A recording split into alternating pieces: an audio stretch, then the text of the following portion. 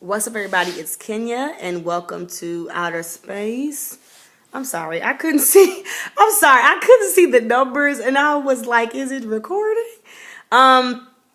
Rewind. It's Kenya, and welcome to Outer Space. More importantly, welcome to Monday. So we are in our new home. I'm so excited. I want to thank everybody who has prayed for us, sent an email, a phone call, Instagram comment, anything that you've done to support Michelle and I through this time. We really appreciate it. We don't have any furniture yet. This is my air mattress that I've got this sitting on. However, we do have light and gas and all that good stuff. And over the past few weeks with these storms, those two things have been golden. So we're grateful for that. And it's been over a month since we've been out of the house at this point. So like a lot of things we just kind of have gotten used to living without. It's weird. The longer you go without things, the more you realize what you really need and what you really don't. And so that's been a really interesting thing for us as two women in all of this stuff that we had. I mean, we had so much. We had too much stuff. We have so much stuff that her and I are kind of like, do they have to bring it all back? Like, can we go to the warehouse and tell them what we want back and what we don't? Because we don't want that stuff. Not some of it anyway. I do miss my shoes. I tried to go out the other night and I did not have shoes. And I was like, kind of had a moment like, oh, gosh, I'd like shoes and I don't have that many shoes. But anyway, that's here nor there. Thank you guys for everything. We're happy. We're great. Air mattress is wonderful. The space is very nice. It's similar to the place that we were in before, and same neighborhood, same price. Thank you, God.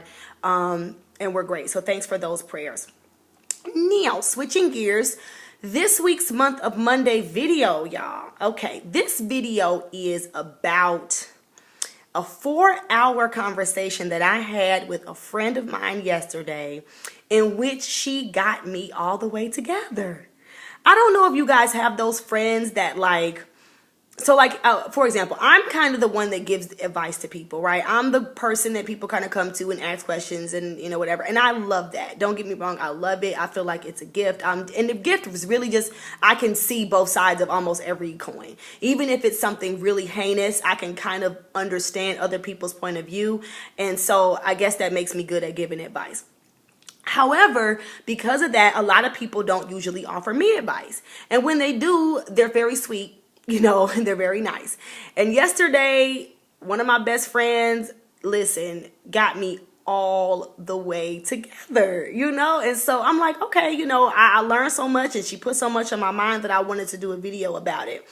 And this video was really just about like some of the pitfalls that we run into when we're trying to be authentic. So I know that there's this whole big movement around authenticity and vulnerability and being your true self and showing up and being your whole you. And there's some barriers to that, right? There's some things that kind of keep us from doing that. And I am going to tell you some of the things that I felt like have kept me from doing that. And hopefully those things will kind of help you to be more authentic in your life. I really want to look at this red stop button, but I should be looking here. So if I'm looking back and forth, y'all just forgive me. It's just the stop button is red and big and I just want to look at it, but I'm trying not to. So here we go. So here's the first thing that I had to learn, about being authentic and one of the things that I think I struggle with. And that thing is, if you're going to live an authentic life, you have to be comfortable with being wrong. So what does that mean? Wrong in quotation marks, right? Because we know that source sees no good and, good or evil and source accepts all. But the thing is, a lot of times when you're conversing with other human beings, although it should be the God in me interacting with the God in you, sometimes the God in me is asleep, sometimes the God in you is asleep, and it's just two people talking. And lots of misunderstandings arise when the God in me is not awake and present in that moment. And I'm sure you guys know that. That's where arguments come from, right? When the God in you is not present. So in those moments, just in general, you're the only person who knows your intentions. You're the only person who knows why you're doing the thing that you're doing. You're the only person. because everybody else's opinion of you is filtered through their own experiences and their own reality. And they just don't live in your reality. So the thing is, real misunderstandings happen because I am filtering your words and actions through my biases and problems, and you're doing the same thing with me. So I have to be comfortable with being wrong. I cannot tailor my conversation and my actions to you to try to get you to get an idea of me. What I really need to be doing is being as authentic and honest as I can in my intentions. And if you do not receive me, I have to be comfortable with being wrong in your eyes. Okay. And I think that's tough for us to deal with because we don't want to be seen negatively by people. Most of us want to be seen positively by people. We really want people to think great things about us, right? But you really can't control that. And you have to know that as long as your intentions are in the right place, if people perceive the things that you do and say in a negative way, all you can do is apologize for any hurt feelings. But if your intentions are pure, you have to be comfortable being wrong. The second thing you need to remember is that the opposite of what you know is also true. So here's what we do. We get into relationship conversations with people and we come from our perspective and we are right. We believe what we have to say is right. And this other person, if they're not agreeing with us, they're wrong. And not only are they wrong, but it's not true. Like what they're saying is not true. And that statement is not true. The opposite of what you know is also true. So you have to make room when you're living your authentic life. You have to make room that other people's experiences are different than yours and they are just as real. You can have two people have the same conversation and hear two totally different things. And if you're a compassionate person and you really want to have conflict resolution, you have to make room in your psyche that this is what they believe.